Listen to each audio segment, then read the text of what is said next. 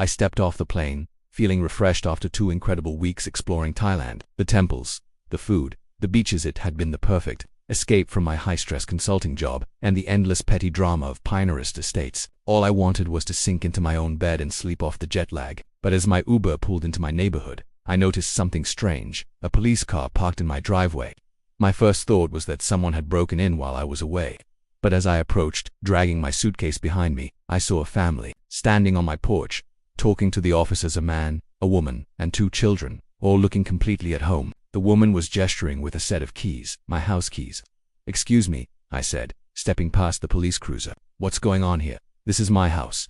The officers turned to me with suspicious glares. "Sir, these homeowners called us because they said someone was threatening to break into their home. Can I see some identification?" I fumbled for my passport, completely bewildered. There must be some mistake. I've lived here for 6 years. I just got back from vacation. The man on my porch looked equally confused. "We bought this house 2 weeks ago. We have all the paperwork and the deed.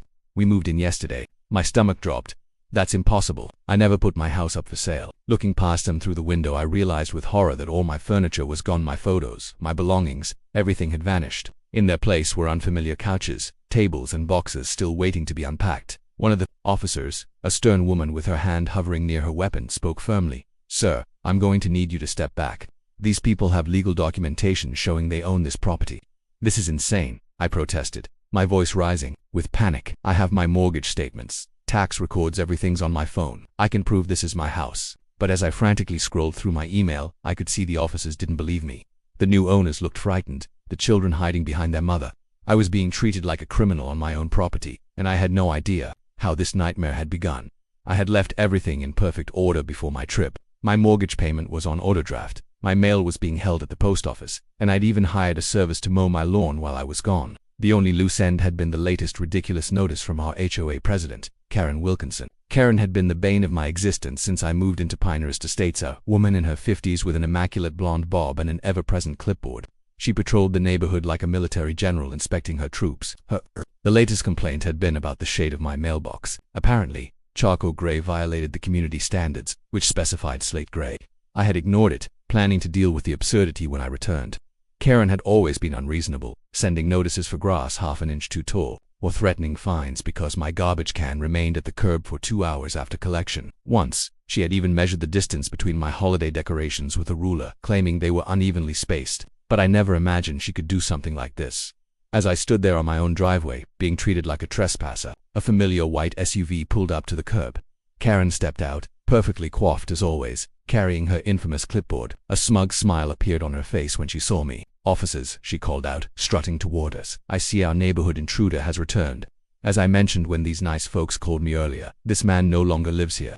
He abandoned the property months ago, which is why the HOA had to intervene." What? I exploded, turning to face her. "I've been gone for 2 weeks, not months. You know that." Karen's eyes narrowed. "The board has documentation showing this property was vacant and abandoned, with HOA fees unpaid for 6 months. We followed all legal processes to place a lien and force a sale to recover costs. It was a complete fabrication.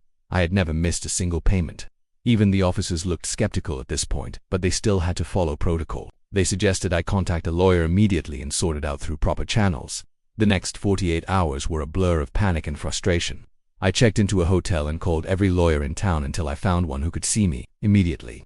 Jessica Ramirez listened to my story with growing concern, her expression darkening as I explained Karen's history of harassment. "This sounds like fraud," she said, tapping her pen against her legal pad. "But we need to move quickly. If they've actually filed a deed transfer, we need to challenge it before the situation gets more complicated."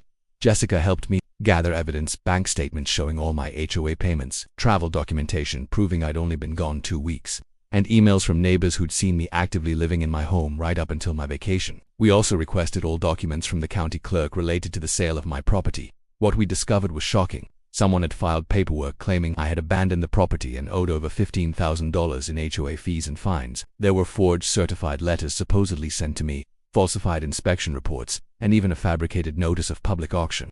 The paper trail led directly back to Karen and the HOA board. Most disturbing was what we found when Jessica suggested we look into other recent sales in the neighborhood. 2 other homes had been sold through similar expedited lien processes in the past year, both while the owners were away on extended trips, one stationed overseas with the military, another caring for a sick parent in another state. I was furious. She's been targeting people who are away and can't defend themselves. I told Jessica, this isn't just harassment anymore, it's organized crime. The turning point came when we discovered Karen's connection to the real estate, the company handling these quick sales. Her sister-in-law was the broker, and they had been splitting the commissions. Even more damning was an email we uncovered through subpoena, where Karen discussed finding the next opportunity when she noticed I had stopped my mail delivery and booked a ride to the airport. With this evidence in hand, we approached the district attorney's office. At first, they seemed reluctant to get involved in what they viewed as a civil matter. But when Jessica presented the pattern of fraud across multiple properties, they finally took notice. This is systematic real estate fraud, Jessica argued. And it's not just Ms. Wilkinson, it's a conspiracy involving multiple members of the HOA board and real estate professionals. The investigation gained momentum when we contacted a local news station. The reporter, eager for a story about corruption in suburban America, jumped at the chance to expose Karen's scheme. Their investigation revealed that Karen had been running the HOA like a personal fiefdom for years, intimidating board members into compliance and funneling contracts to friends and family. The news segment aired on a Thursday evening. By Friday morning, my phone was ringing non-stop with calls from neighbors I'd barely spoken to before. Many had their own stories about Karen's abuse of power but had been too intimidated to speak up. More significantly, a former HOA treasurer came forward with records showing Karen had been embezzling funds for years, using the association's accounts as her personal piggy bank. Everything changed quickly after that. The police, now taking the case seriously, obtained a warrant to search Karen's home and the HOA office.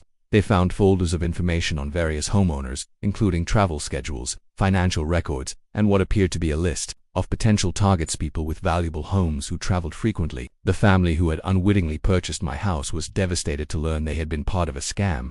Fortunately, the court quickly invalidated the fraudulent sale, and the HOA's insurance policy would compensate them for their losses. Was allowed to return home, though many of my personal belongings had been sold or discarded during the fake property clean-out. In a dramatic scene that neighbors recorded on their phones, Karen was arrested in the middle of an HOA meeting, where she had been denying all allegations. The officers interrupted her mid-sentence, reading her rights as they handcuffed her in front of the entire community. Her face, usually set in a self-satisfied smirk, crumpled in shock and outrage. "This is ridiculous," she shrieked as they led her away. "I was protecting property values. These people should be thanking me." No one was thanking her when the charges were formally filed. Multiple counts of fraud, forgery, conspiracy, grand theft, and money laundering. The prosecutor announced they would be seeking maximum penalties up to 25 years in prison and fines exceeding $1 million. Karen's perfectly maintained facade finally shattered during her arraignment, when the judge denied bail, citing flight risk and the severity of the charges. She collapsed into sobs, mascara streaking down her face, as she was led away in an orange jumpsuit. Far cry from her usual tailored pantsuits and pearl necklaces. For more stories like this, check out KH Stories.